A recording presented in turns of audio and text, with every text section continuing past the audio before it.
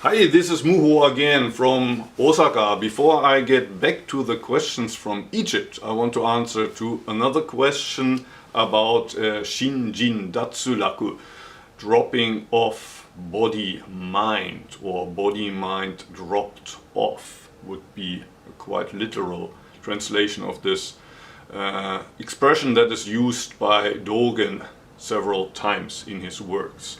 The question goes as follows. Dear Muho, I'm following your YouTube videos and I'm pleased to see you do more and more in English. Thank you for taking time to do them. Thank you for watching. I wanted to ask you about the meaning of the famous idiom shinjin datsulaku. In the question, and you find the question in the description of the video, the person uses the Sino-Japanese characters, but the order is a little bit different. He writes mind, body dropped off, but Dogen Zenji always puts body first, body, mind dropped off. Whatever. It's an idiom coined by Dogen. If I remember correctly his life story, he reached, let's say, one enlightenment when his teacher in China threw one of his shoe at him, yelling that while he was doing Zazen. So that's not quite correct. I'm not quite sure where Dogen Zenji shares this story. Maybe it was the Hokyoki.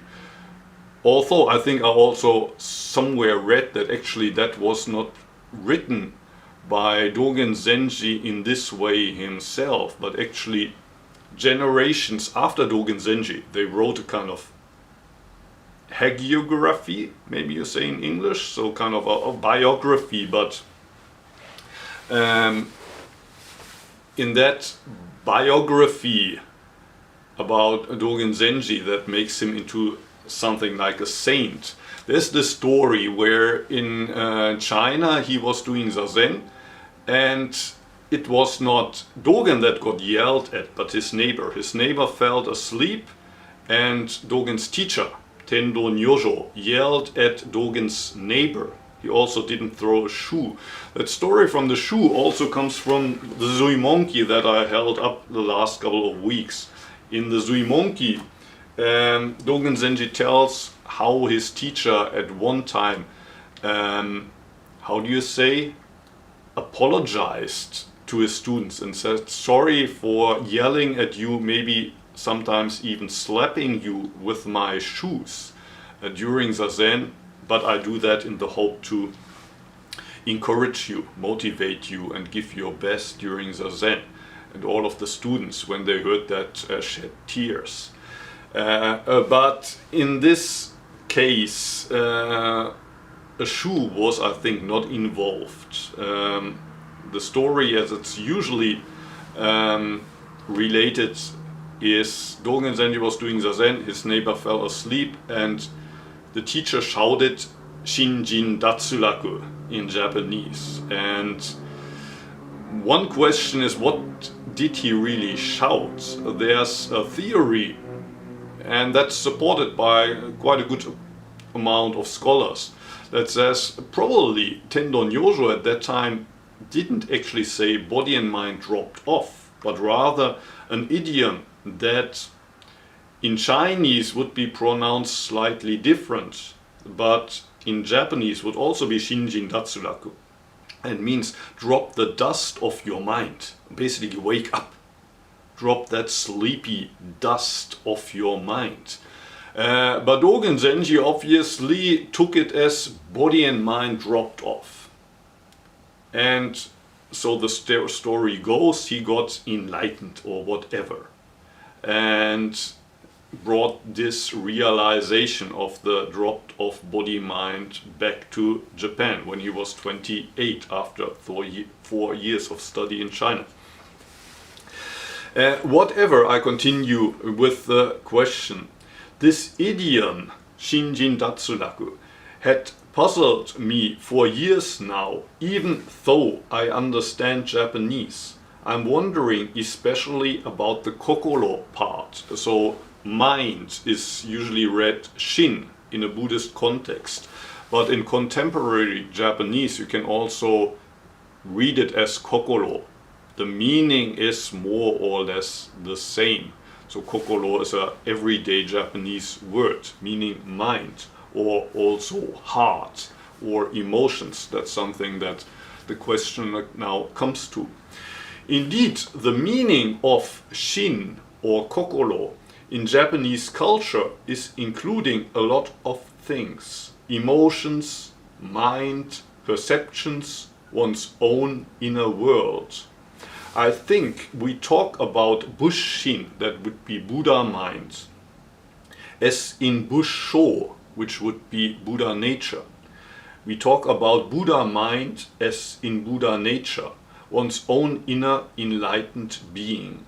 I'm wondering about the meaning of letting one's body and heart go in the Zen and Soto Zen tradition. Would that be reaching the body and heart of Buddha instead of an ordinary person? This question seems to imply that it's the goal of Zen practice to reach the state of a Buddha, and to reach the state of the Buddha, the body and the mind of a Buddha, you need to drop off this deluded, ordinary person's body and mind. So is that the meaning of what Dogen Zenji tries to say? Do we have to drop off the deluded body and mind to reach the enlightened body and mind of the Buddha? And the questioner continues, I would have said there are nothing to let go of because enlightenment is already there. According to the teaching, we are already enlightened Buddha, so what should we drop off in the first place?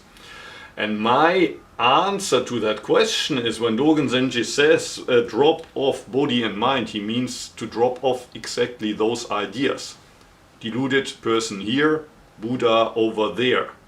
Delusion, enlightenment, samsara, nirvana, drop off. So when body and mind drop off, it doesn't mean that the deluded body and mind drops off so that we can realize the enlightened body and mind. This whole idea of delusion here and enlightenment there, all of that drops off. The person who asked the question continues, or maybe opening the hand of thought. That's the title of a book by Uchiyama Roshi, and the translation of his Japanese expression atama no tebanashi, or omoi no tebanashi. So to let go of thoughts, to let go of the head.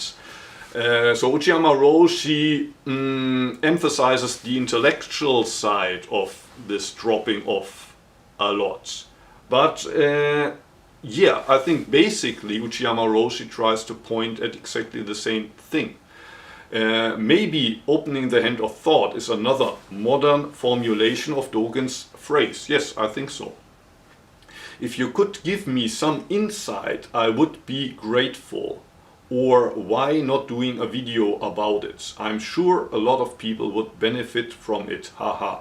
Or even point me at the literature. I don't know where in Dogen's text it is treated.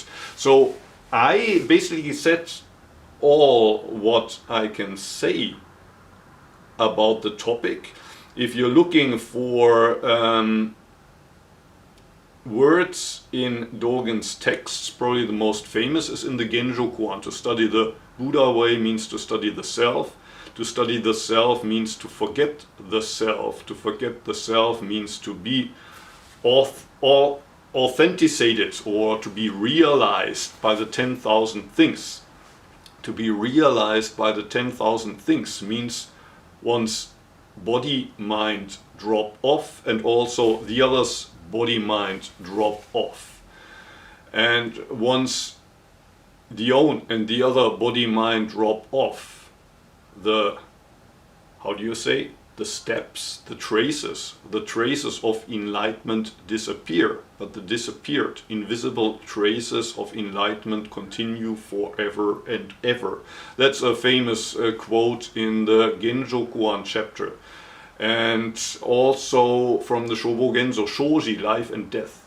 Both chapters you can find on the Antaiji homepage, and I will put links in the video description. In the Shoji chapter, there's this famous section: when you let go of your mind and your body and throw them into the house of the Buddha, then everything will be done from the side of the Buddha and without an own effort and without using your mind. You will, from the side of the Buddha, will leave samsara and become a Buddha yourself, which basically means that you find peace inside samsara. You discover that nirvana and samsara were never separated in the first place. And I'm sure there's lots of other texts about shinjin, datsulaku, shinjin. But so much from my side for today. Thank you for the question. Thank you for watching. See you. Bye.